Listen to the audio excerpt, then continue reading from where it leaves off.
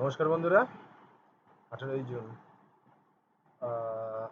আগামীকাল 19 তারিখ কি করে মার্কেট সেটা নিয়ে একটু আলোচনা করে নেব। আর major stock Reliance, HDFC bank এরা কি করে সেটা নিয়ে একটু আলোচনা করে নেব। আচ্ছা, যাই হোক, গতকালকের ভিডিও যারা আমার দেখেছো আর আজকে মার্কেট যেটা করেছে, তোমরা একটু ভিডিওটা একটু রিভাইন্ড করে আজকে মার্কেটের সাথে একটু ম্যাচ করে দেখো তো, যে ম্যাচ হচ্ছে কিনা। যেটা যেটা বলেছিলাম, আমি গতকালকে বলেছিলাম যে 100% মিলবে, 100%। মানে আজকে আমি সেটাই বলতে চাইছি, 100% মিলেছে কি মেলেনি একটু দেখে নিয়ে তো, যে আমার কথাগুলো ঠিক হচ্ছে কিনা।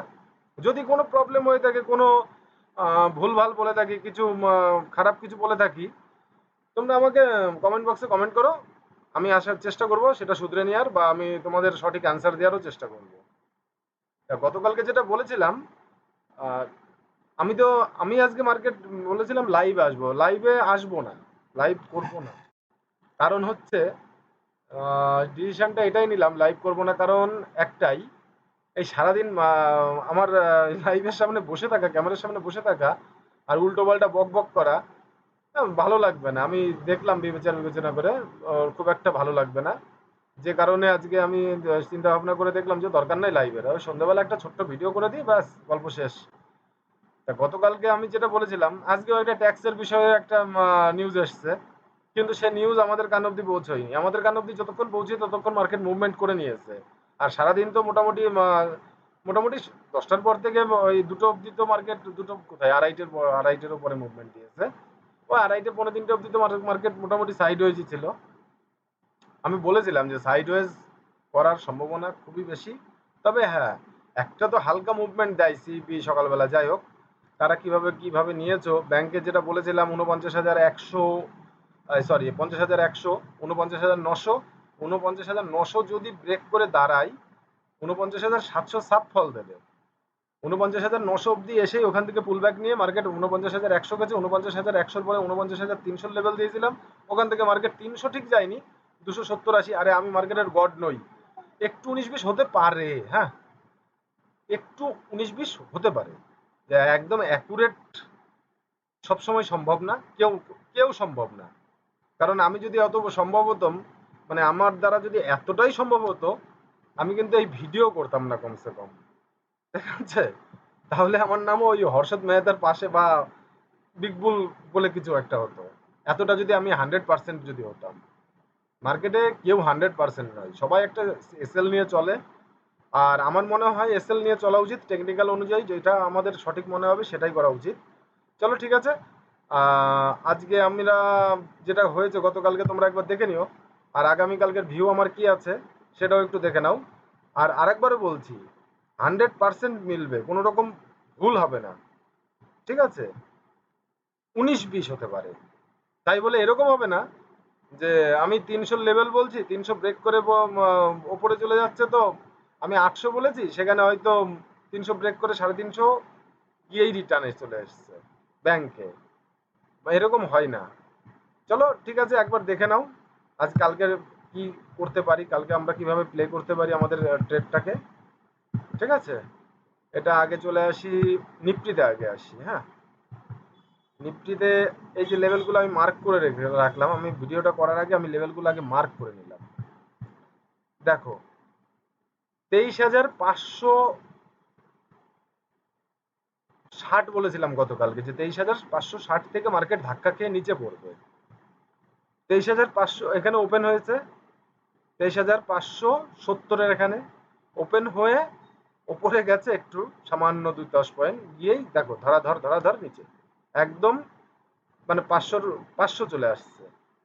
23,500 এসে তারপরে আবার উপরে গিয়ে মোটামুটি সারাদিন সাইডওয়েজ মতোই, খানিকটা পরে একটু পুল ব্যাক নিয়েছে, বাস। প্রিমিয়াম, অপশন প্রিমিয়ামে কিছু যায় আসে না। অপশন প্রিমিয়াম ওভারঅল আমি তোমাদের দেখাচ্ছি।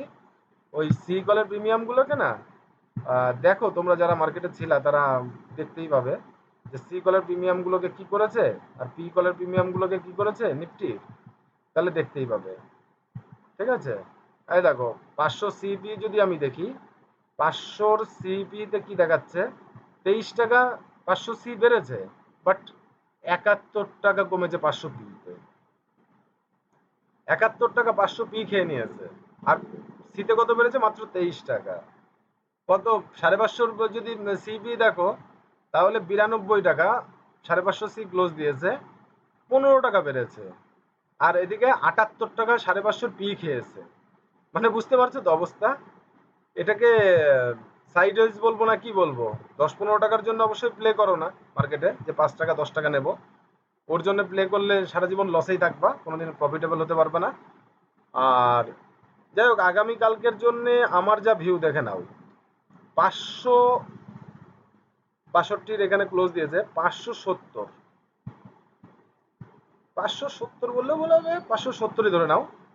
570 মানে আজকের হাইকে কালকে যদি, আজকের হাই ছিল 578, তাই 578 এই হাইকে যদি ব্রেক করে, নেক্সট টার্গেট এসে যাবে কিন্তু 23,670। 570কে মানে ব্রেক করলে 670, মানে একদম ডাইরেক্ট 100 পয়েন্টের একটা মুভমেন্ট এসে যাবে। আর আমার ভিউ যদি মনে করি এটাই। আর আমরা নিচের দিকে কত দূর আসতে পারে? 514, 570 ব্রেক করলে 514, 514টাকে যদি ব্রেক করে 480, 480 ব্রেক করলে 435, লাস্ট টার্গেট 380, সেই 380। আগের দিনও বলেছিলাম, গতকালকেও বলেছিলাম 380। তা এই লেভেলের মধ্যেই নিফটি ঘুরবে, এর থেকে না নিচে পড়বে, এর থেকে না উপরে যাবে। মোটামুটি এখন আগামীকালকের জন্য এটাই ধরে রাখো। তবে সকালবেলা ট্রেড নেওয়ার আগে একবার একটু ভেবে ভালো করে বিচার করে ট্রেডটা নিও, যাতে ওভারঅল প্রফিটই আসে, লস না আসে। আর ব্যাংক নিফটিতে আমি কি বলেছিলাম? ব্যাংক নিফটি বলেছিলাম 900, 49,900 যদি ব্রেক করে নিচে পড়ে 49,700 একটা ক্লিয়ার ফল দেবে, কিন্তু সে অবধি আসেনি। এখানে 900 থেকেই মানে সকালবেলা ওপেন হয়েছে এখানে 50,200, যখনই 50,100 লেভেল ব্রেক করেছে, এ সাপ ফল দিয়ে চলে আসছে 900-তে। আবার 900 এখান থেকে ধাক্কা খেয়ে আবার 100 যখন ব্রেক করেছে, তখন পরিষ্কারভাবে উঠে চলে গেছে।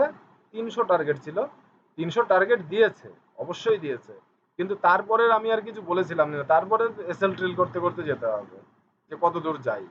কিন্তু মার্কেট সাইড হয়েছে এমনভাবে উপরে উঠেছে, যারা ট্রেড করেছো তারা জানো যে সি কলের প্রিমিয়াম কিভাবে বাড়িয়েছে আর কিভাবে কমিয়েছে। লাস্টের হয়তো 15 মিনিটে, 15 মিনিটে বলা চলে, লাস্টের 15 মিনিটে মার্কেট সি কলের প্রিমিয়াম কিছুটা বাড়িয়েছে, কিন্তু ওভারঅল প্রচুর ফেলে দিয়েছিল সি কলের প্রিমিয়াম, বিশেষ করে in at the money out of মানিগুলো খুবই ফেলেছিল। যারা ট্রেড করেছে তারা জানে। আর এখন লাস্ট কালকের যে মুভ মানে এখন টার্গেট থাকবে, এর উপরে 50,650 আর নিচে 50,300। 50,300 ব্রেক করলে 50,200, 50,320 ব্রেক করলে 50,240।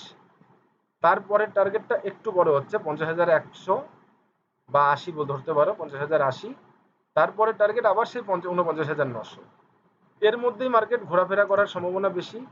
আর এর থেকে বেশি যদি ওপরে উঠতে চাই, লাস্ট 51,000 তো আছেই সাইকোলজিক্যাল লেভেল, লাস্ট 51,000 আছে সাইকোলজিক্যাল লেভেল।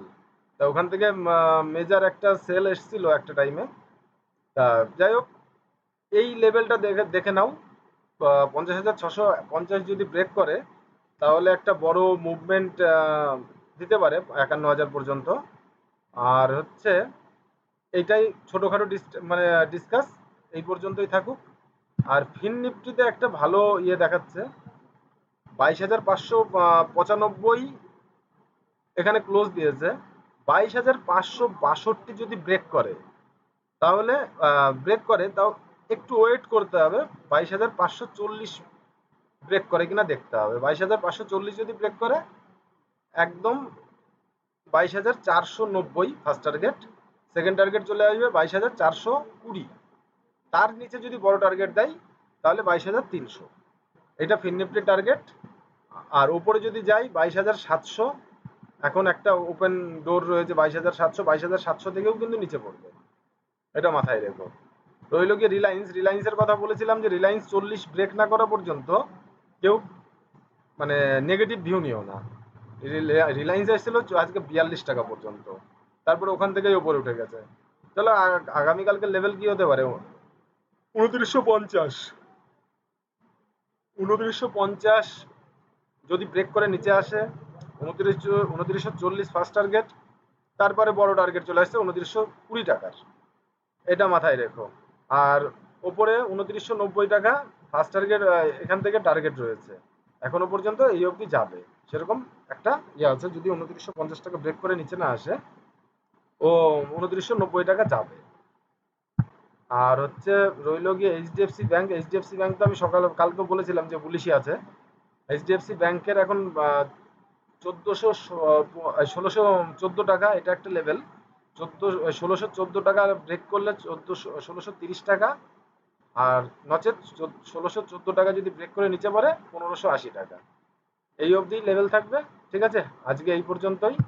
এর থেকে বড় ভিডিও আর করবো না, বড় ভিডিও করলে অনেক বড় হয়ে যায়। ওকে।